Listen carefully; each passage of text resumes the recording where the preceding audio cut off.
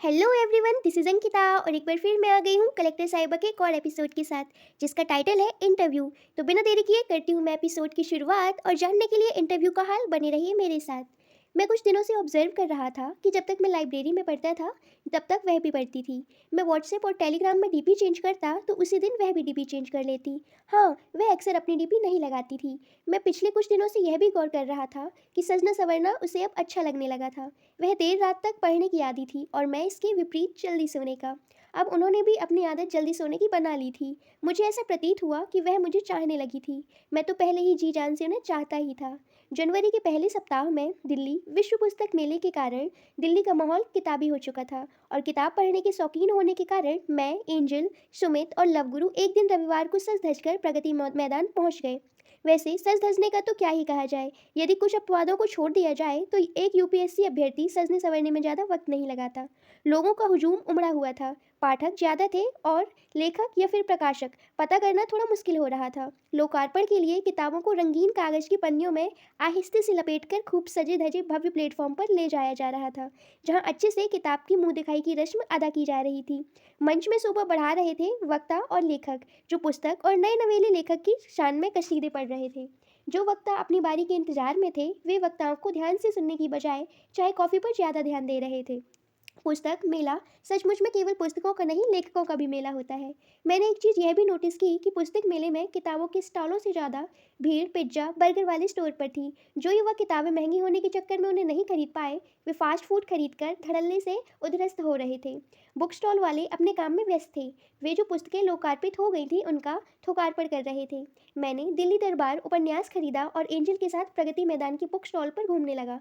हम प्रभात publication, penguin, Hindi युग में जैसे प्रकाशकों की बुक स्टॉल पर जाकर किताबों के कुछ पन्ने पलटते और फिर चल देते। बुक स्टॉल वाले भी सोच रहे थे यह लोग बुक खरीदने आए हैं या केवल बुक के पन्ने पलटने। मैं, एंजल, सुमित और लवगुरु इस तरह प्रगति मैदान के पुस्तक मेले में घूम रहे थे। एक बंगाली तांत्रिक बाबा सड़क के किनारे बैठे हुए थे। उनके पास एक छोटा सा टेप रिकॉर्डर था जो कह रहा था, शादी में रुकावट, पति पत्नी में अनबन, मनचाहा प्यार, इन सब समस्याओं के साथ करियर में रुकावट, कारोबार में घाटा, घराधन, हर समस्या का समाधान सिर्फ 2 घंटे में। मैं यूपीएससी प्री में पिछले 2 बार से लटक रहा हूँ बाबा जी, कोई धांसू समाधान बताइए, लवगुरु ने कहा। इनके पास समाधान होता तो यूपीएससी टॉपर नहीं बन जाते, यहाँ 101 की दरखास्त नहीं करते। तांत्रिक बाबा बीच में ही बोले, अगर काम न हुआ तो फीस वापस। बाबा जी, आईएएस की परीक्षा 2-3 महीने बाद में है, अब सॉल्यूशन कैसे हो जाएगा, मैंने थोड़ा मजाकिया अंदाज में कहा। इन तांत्रिक बाबाओं के पास में हर समस्या का समाधान होता तो केंद्र सरकार इन तांत्रिक बाबाओं को आर्थिक सलाहकार बनाकर अर्थव्यवस्था की हर समस्या का समाधान नहीं कर लेती। जीएसटी और नोटबंदी से देश की इकोनॉमी की जो दुर्गति हुई है उसका इलाज ये 2 घंटे में बता देते। सरकार इनके पांव पकड़ती और कहती कि किसी भी तरह से हमारे अर्थव्यवस्था को आर्थिक मंदी से निकाल लीजिए। वैसे भी देश को तो इसी तरह के लोग ही चला रहे हैं, या तो बाबा लोग या फिर नेता, लवगुरु ने मैंगो शेक पीते हुए कहा।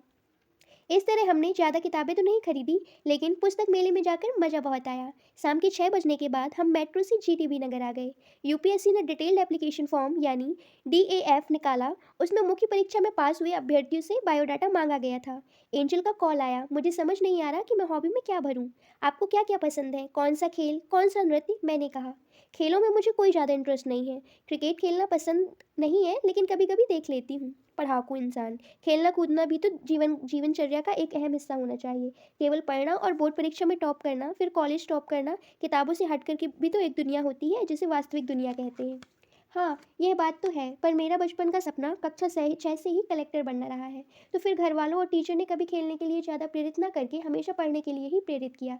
अच्छा सुनो, हॉबी वाले कॉलम में ब्राज़ीलियन जुजित्सु लिखने की सोच रही हूँ, जो कि एक मार्शल आर्ट है। यह मार्शल आर्ट मैंने सीखी हुई है, एंजल ने धीरे से कहा।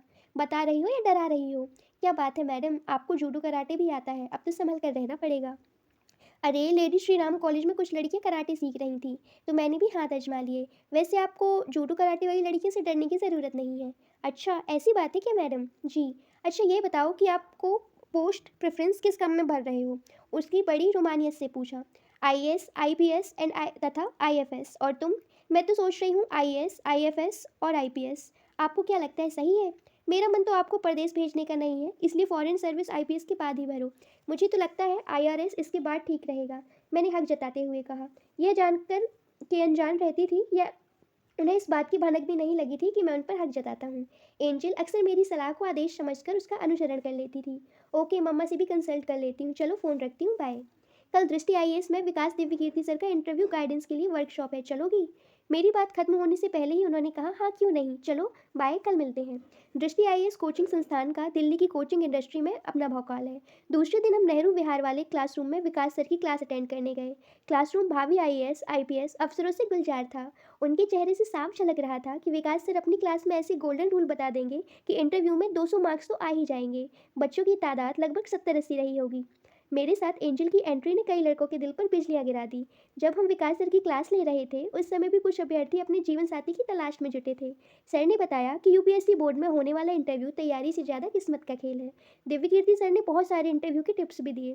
हम क्लास लेकर वापस अपने अपने गंतव्य स्थल की ओर चल दिए। सोमवार का दिन था। हम उम्मीद कर रहे थे कि यूपीएससी की इंटरव्यू डेट आ जाएगी।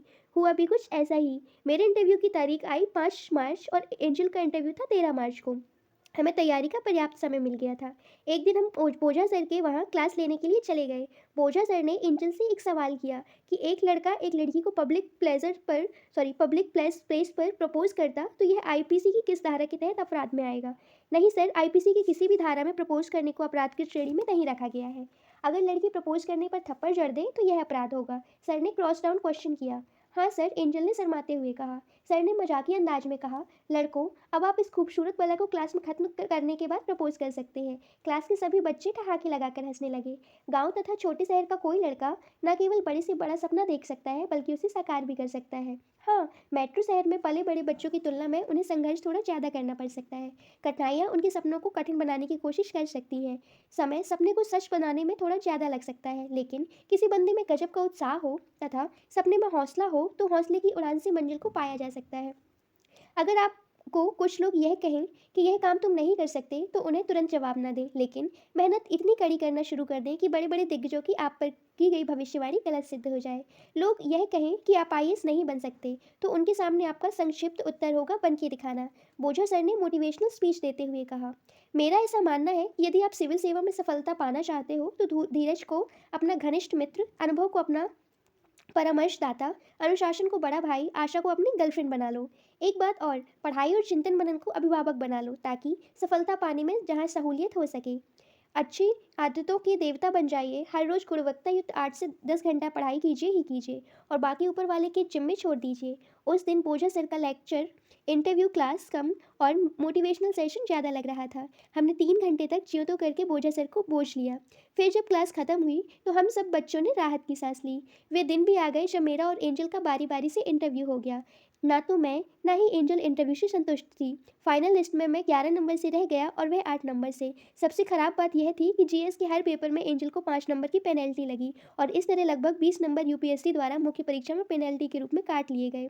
जब फाइनल लिस्ट में मेरा नाम नहीं आया तो मैं 2 दिन तक खाना नहीं खा पा रहा था और ना ही मेरा किसी से बात करने का मन कर रहा था। एंजल का भी यही हाल था। तो आज का एपिसोड यहीं खत्म होता है। Thank you.